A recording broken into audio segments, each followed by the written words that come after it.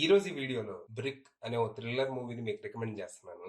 సరదాగా ఓ 2 గంటలు థ్రిల్ అవుతూ చిల్ అవ్వాలనుకుంటే ఈ సినిమా ట్రై చేయండి. ఇందులో స్టోరీ సింపులే. ఓ రోజు సడన్ గా ఉన్నట్టుండి ఓ అపార్ట్మెంట్ చుట్టూ ఓ గోడ ప్రత్యక్షం అవుద్ది. గోడ అంటే సిమెంట్ గోడ కాదు, ఇప్పటి వరకు ఎప్పుడు చూడని మెటీరియల్ తో తయారై ఉంటుంది. దాన్ని సుత్తితో పగలగొట్టాలని ట్రై చేసినా, డ్రిల్ చేసినా, ఏం చేసినా దాని మీద చిన్న గీత కూడా పడదు. చూడటానికి విచిత్రంగా చాలా పవర్ఫుల్ గా ఉంటది. ఈ గోడతో అపార్ట్మెంట్ నుంచి బయటికి వెళ్లే దారులన్నీ మూసుకుపోతాయి. ఫోన్ సిగ్నల్ ఉండదు, వైఫై ఉండదు, వాటర్ సప్లై కూడా ఆగిపోద్ది. దాంతో అసలు ఏం జరుగుతుందో అర్థం కాక అపార్ట్మెంట్ అంతా పానిక్ మోడ్ లోకి షిఫ్ట్ అవుద్ది. ఈ టైంలో ఒలివియా టిమ్ అనే ఓ మ్యారీడ్ కపుల్ గోడలు ఫ్లోర్లు అన్ని పగలగొట్టుకుంటూ నైబర్స్ అందరినీ పోగేసుకొని అసలు ఇక్కడ ఏం జరుగుతుంది, దీని నుంచి ఎలా బయటపడాలి అని ప్లానింగ్ మొదలు పెడతారు. మరి అసలు ఇక్కడ ఏం జరుగుతోంది? ఉన్నట్టుండి ఆ గోడ ఎక్కడి నుంచి ప్రత్యక్షమైంది?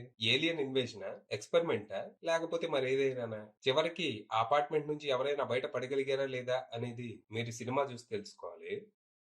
ఇందులో కథ సింపుల్ గానే ఉన్నా స్క్రీన్ ప్లే చాలా వరకు థ్రిల్లింగ్ గానే ఉంటది. సినిమా స్టార్ట్ అవటం ఏదో తమిళ సినిమా లాగా కంగారుగా హడావిడిగా మొదలైనా కాసేపటికి సర్దుకుంటుంది. ఓ పక్క అసలు ఇక్కడ ఏం జరుగుతోంది, ఆ గోడేంటి అని క్యూరియాసిటీ క్రియేట్ చేస్తూనే లైఫ్ అండ్ డెత్ సిచ్యువేషన్స్ లో మనుషులు ఎంత అన్ప్రెడిక్టబుల్ గా మారిపోతారో చూపిస్తూ టెన్షన్ పెడతారు. మధ్యలో కొంతమంది పర్ఫార్మెన్స్లు, కొన్ని డైలాగులు చిరాకు పెట్టినా ఓవరాల్ గా థ్రిల్లింగ్ గానే సాగుతుంది. ఇలాంటి సినిమాలకి ఎండింగ్ చాలా కీలకం. కాన్సెప్ట్ అనుకోవటం ఈజీయే, కానీ ఇలా ఎందుకు జరుగుతుంది అనేది సరిగ్గా ఎక్స్ప్లెయిన్ చేయలేకపోయినా, రీజన్ అంత కన్విన్సింగ్ గా లేకపోయినా అప్పటి వరకు సినిమా ఎంత థ్రిల్లింగ్ గా సాగినా వేస్టే. అతి గతి లేని కాన్సెప్ట్ ఎందుకు? అయితే ఇక్కడ వీళ్ళు ఇచ్చిన ఎక్స్ప్లెనేషన్ పర్లేదు అనిపిస్తుంది.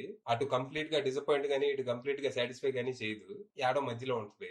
ఒకవేళ మీకు ఈ ఎస్కేప్ రూమ్ లాంటి మూవీస్ అంటే ఇంట్రెస్ట్ ఉంటే ఖచ్చితంగా ఈ సినిమా ట్రై చేయండి. ప్రస్తుతానికి ఈ సినిమా నెట్ఫ్లిక్స్ లో స్ట్రీమ్ అవుతుంది. ఇంగ్లీష్ డబ్బింగ్ అయితే చండాలంగా ఉంది. జర్మన్ ఆడియోనే పెట్టుకుని సబ్ టైటిల్స్ తో చూడటమే మొత్తం.